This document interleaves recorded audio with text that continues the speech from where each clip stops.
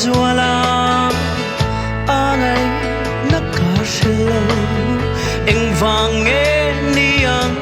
kading levei amiten malsomna andong chin ni tinin iming lam tuero anisilaw ka itri.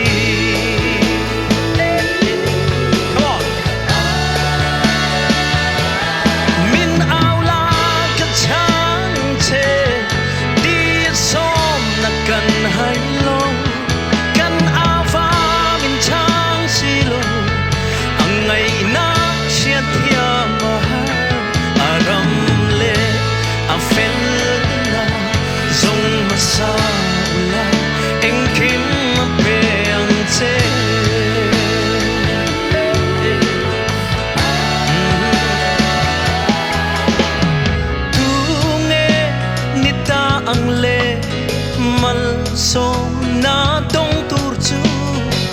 hele yaro dehi aralle don si leile van ral makse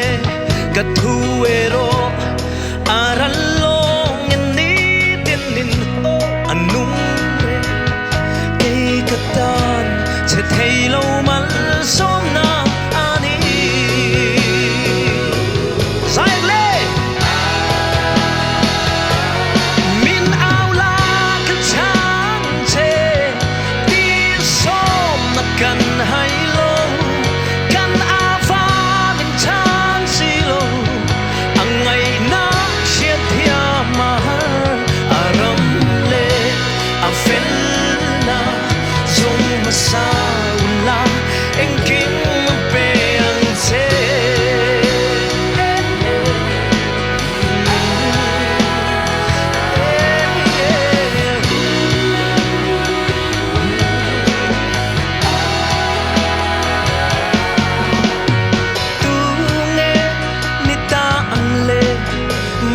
so